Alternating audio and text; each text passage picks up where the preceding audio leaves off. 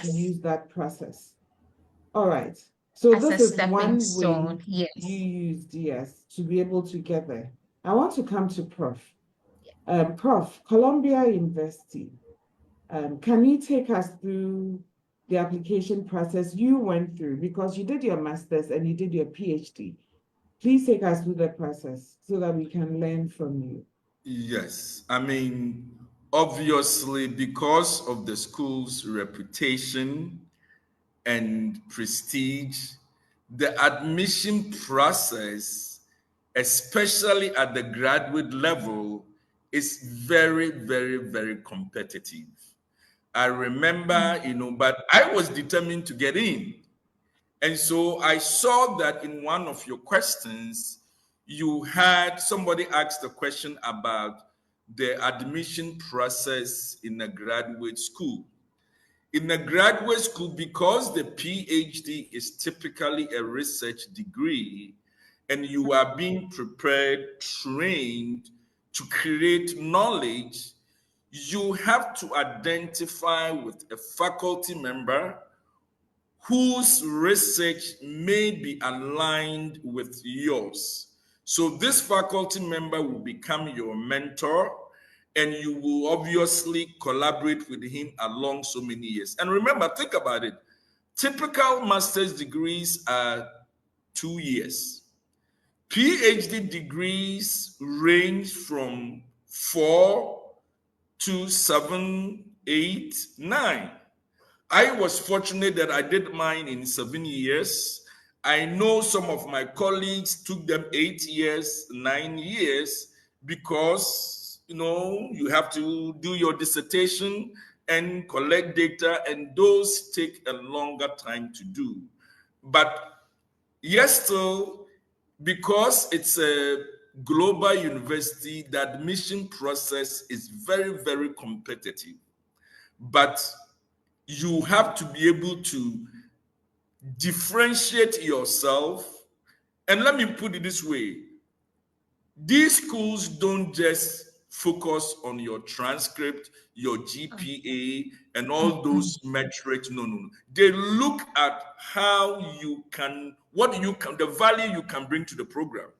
So, for instance, if you have an unusual background and you've done something at the master's level or even bachelor's level that is unique, a faculty member may like to get you on board and basically collaborate with you. Because remember, research degree is about creating knowledge, and creating knowledge means that you explore academic terrains that have not been explored.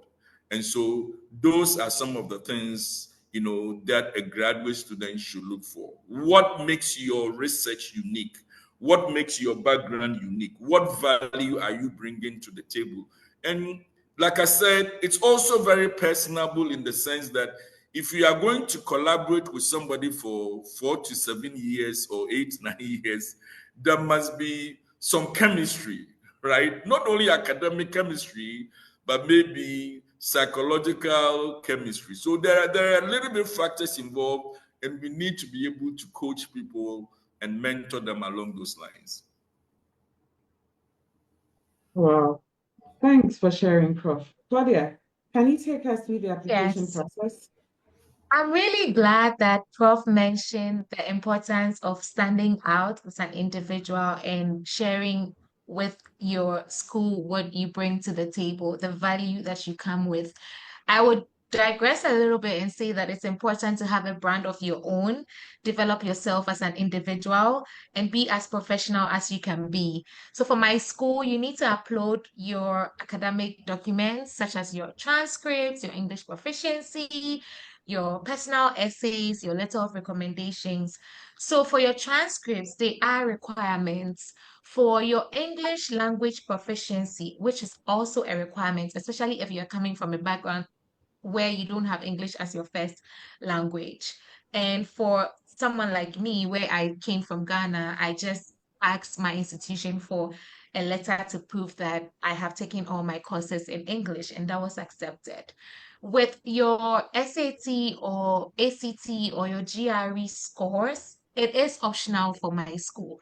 However, from the platforms that I have spoken on so far, I do tell people and I encourage them to go ahead to take the GRE if they have the opportunity or they can do it, because that also sets you aside as an applicant. And then with your letter of recommendation, you can always get it from people who you have engaged with, like your professors, your deans, your faculty, staff of your current institution. And that is also going to be helpful for your application process. If you're an international student who wants to transfer as well, there's a whole checklist for you. And UB does use a 4.0 grading scale, so kindly take note of that. So that is what I have to say when it comes to the application process. I also do advise people to be very timely to check their checklist when it comes to application dates, because every program has their deadline for application. You want to be on top of your game. You want to get all your documents ready and available to put them in on time, because we like to do last minute. I know my people, but I normally advise people to do it as soon as they can. Once you know that this is your plan, prepare ahead of time and then put in your application as early as you can. Also, do well to check your emails as often as you can, because all these documents are uploaded electronically onto an electronic portal. You do not submit your documents via email. Do well to check your email, because you're going to get your responses through that. Most students do not do that, because I have been there. So please take these 2 cents with you. Thank you. Thank you very much. Prof, you mentioned something that I want to pick on. You mentioned relationships with professors. Yes. Mentioned you had to do that before the application. When you got to school, you had to continue that relationship with them. We normally, in most undergraduate programs in Ghana, especially if it's a public school and there are lots of students in the class, most people will sit in the class and never talk.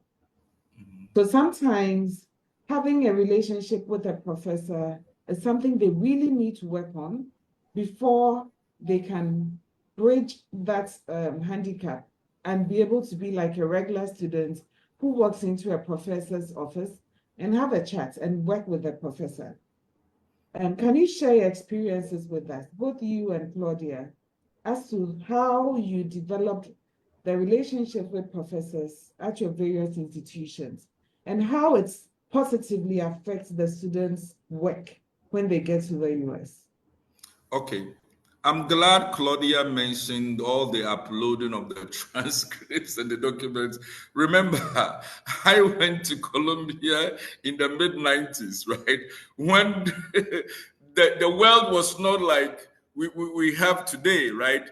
I mean, Colombia at that time was not, it didn't have a system, a platform where you could upload your transcript.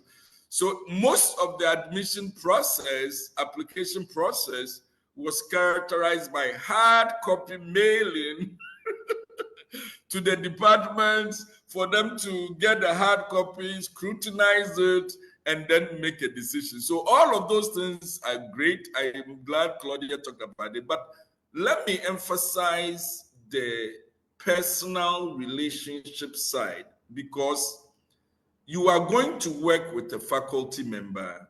You are more or less going to be like a research assistant. So what happens is, before you are admitted, there is an anticipation of not only of the academic discipline or the domain, but also a specific sub-discipline within the domain. Are you with me? So for instance, because I had worked in London, in advertising, I worked for MTV in London, and I had a broadcasting background. I thought I was more interested in advertising. So I had went to Columbia's catalog and identified a professor whose research interest was in advertising. This guy was a famous professor. he's written on the Oscars, on the Grammys, all of those different things because I was interested in advising. And so we developed the relationship, we exchanged information. And remember, this was way before email. So you can imagine. But we developed the relationship. And then I remember another professor also saw my application and said, send me a writing sample, right? And think about it. I was coming from not only Stony Brook to Columbia, but they still wanted to validate my writing and communication skills. And lo and behold, I had done a business plan as a master's student at Stony Brook. And so he said, send me a writing sample. I sent it to him, and he liked what he read. And later on, I heard that he was very influential. And he told another that you got to get this guy into the program. And basically, that's how I landed. So, and I remember this was the day of snail mail. I wasn't hearing from Colombia, and basically, it was getting to March and April. So think about it. I was living in New York City in Queens. I've made my way to campus. Believe me, I wanted to get you so bad. To the director of graduate studies, and I introduced myself. Oh, she said, I mailed your letter yesterday. I said, I will believe it when I see it. She said, no. Believe me, if you don't get the letter in 2-3 days, come back. And she told me, you see these files?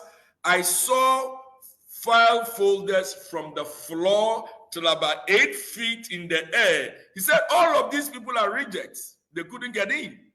You know these 11, 12 ones on the right? This is those who are coming in. He pulled one, and that was mine. And so I was happy. But all of this is to say that it is important to cultivate a relationship with an existing professor who you are going to work with potentially. And those are the people who be your cheerleaders, because they go to a meeting with about 20 different faculty members. They discuss the students. They discuss their backgrounds. Remember, in a place like Columbia, everybody has a 3.8, 3.9, 4.0 GPA. So you don't stand out when it comes to transcripts or GPA. You may have to stand out with other things. And so they discuss, they argue, they vouch for, they cheerlead, and then they select a few among several hundred. So the relationship, I believe, is critical because you need a cheerleader